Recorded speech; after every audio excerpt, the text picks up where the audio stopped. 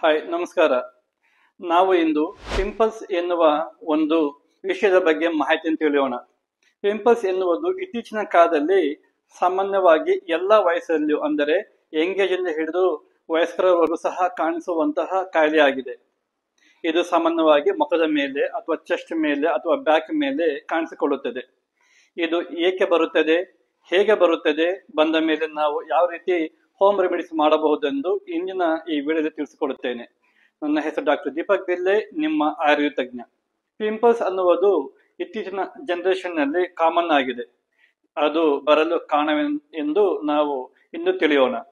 ಸಾಮಾನ್ಯವಾಗಿ ಆಯುರ್ವೇದ ಪ್ರಕಾರ ಪಿತ್ತ ಹೆಚ್ಚಾದರೆ ಅಂದರೆ ಬ್ಲಡ್ ನಲ್ಲಿ ಇಂಪ್ಯೂರಿಟೀಸ್ ಹೆಚ್ಚಿಗೆ ಆದರೆ ಪಿಂಪಲ್ಸ್ ಬಂದು ಕಾಣಿಸಿಕೊಳ್ಳುತ್ತವೆ. ಹಾಗೂ ಇಲ್ಲವಾದರೆ ಹಾರ್ಮೋನಲ್ ಇಂಬ್ಯಾಲೆನ್ಸ್ ಆದರೂ ಸಹ ಪಿಂಪಲ್ಸ್ ಕಾಣಿಸಿಕೊಳ್ಳುತ್ತವೆ.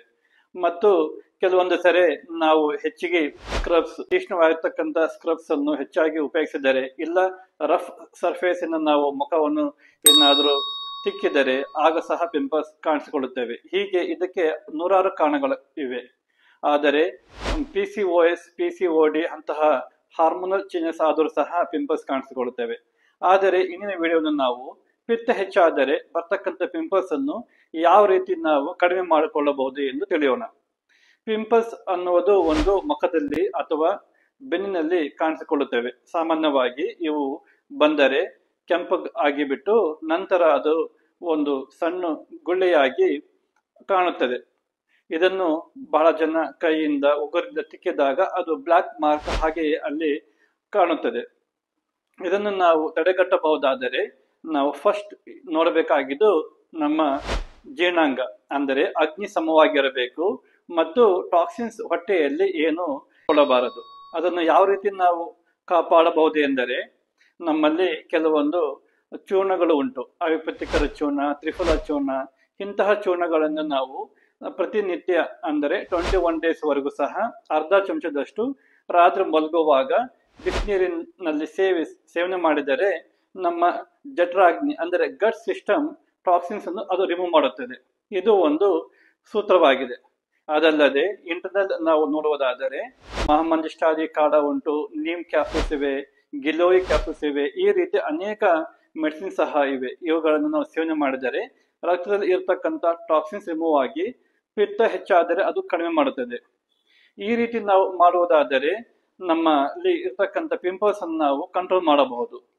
ಆದರೆ ಇದನ್ನು ನಾವು ಸೇವನೆ ಮಾಡಬೇಕಾದರೆ ವೈದ್ಯರ ಸಲಹೆ ಅತಿ ಮುಖ್ಯವಾಗಿದೆ.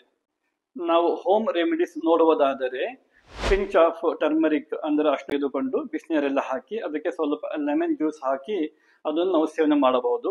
ಇಲ್ಲವಾದರೆ ಅಲೋವೆರಾ ಜ್ಯೂಸ್ ಅನ್ನು ಸಹ 10 ml ಅಷ್ಟು ನಾವು ಸೇವನೆ ಮಾಡಬಹುದು. ಹಾಗೂ ಫೇಸ್ ಪ್ಯಾಕ್ ನಾವು ನೋಡುವುದಾದರೆ ನೀಮ್ ಮತ್ತು ಟರ್ಮರಿಕ್ ಅನ್ನು ನಾವು ರೋಸ್ ವಾಟರ್ ಮಿಕ್ಸ್ ಮಾಡಿಬಿಟ್ಟು ಅಪ್ಲೈ ಮಾಡಬಹುದು. ಹೀಗೆ ಈ ರೆಮಿಡಿಗಳನ್ನು ನಾನು ನಮ್ಮ ರೀಲ್ಸ್ ನಲ್ಲಿ ನಾನು ತಿಳಿಸ್ತಾ ಹೋಗುತ್ತೇನೆ. ಡಯಟ್ ಮತ್ತು ಲೈಫ್ ಸ್ಟೈಲ್ ನಾವು ನೋಡುವುದಾದರೆ ನಾವು ಹೆಚ್ಚಿಗೆ ಫ್ರೈಡ್ ಐಟಮ್ಸ್, ಆಯಿಲಿ ಫುಡ್ಸ್ ಮತ್ತು ಜಂಕ್ ಫುಡ್ಸ್ ಅನ್ನು ನಾವು ಮಾಡಬೇಕು. ಮತ್ತು ಹೆಚ್ಚಾಗಿ ವೆಜಿಟೇಬಲ್ಸ್ ಮತ್ತು ಫ್ರೂಟ್ಸ್ ಅನ್ನು ಸೇವನೆ ಮಾಡಬೇಕು. ದೇಹಕ್ಕೆ ತಕ್ಕ ಹಾಗೆ ವಾಟರ್ ಬ್ಯಾಲೆನ್ಸ್ ಮಾಡಬೇಕು. ಹಾಗೂ ಯೋಗ ಮತ್ತು ಪ್ರಾಣಾಯಾಮ ಮಾಡುವುದರಿಂದ ದೇಹವು ಸಮತೋಲನದಲ್ಲಿ ಬರುತ್ತದೆ.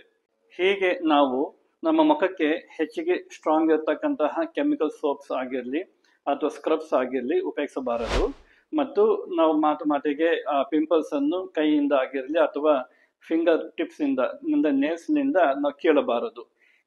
ಈ ರೀತಿ ಮಾಡ್ತಾ ಹೋದರೆ ಆ ಪಿಂಪಲ್ಸ್ ಕಂಟ್ರೋಲ್ಗೆ ಬರುತ್ತದೆ. ಹೀಗೆ ನಾನು ಪಿಂಪಲ್ಸ್ ಯಾವ ರೀತಿ ಬರುತ್ತದೆ, ಅದನ್ನು ಯಾವ ರೀತಿ ಶಮನ ಮಾಡಬಹುದು ಮತ್ತು ಕೆಲವೊಂದು ಹೋಮ್ ರೆಮಿಡೀಸ್ ನಾನು ತಿಳಿಸಿದ್ದೇನೆ. ಇವೆಲ್ಲವೂ ಮಾಡಿದರೆ ಪಿಂಪಲ್ಸ್ ಕಂಟ್ರೋಲ್ಗೆ ಬರುತ್ತವೆ. ಈ ವಿಡಿಯೋವನ್ನು ನೋಡಿ ಲೈಕ್ ಮಾಡಿ, ಶೇರ್ ಮಾಡಿ, ಸಬ್ಸ್ಕ್ರೈಬ್ ಮಾಡಿ. Thank you.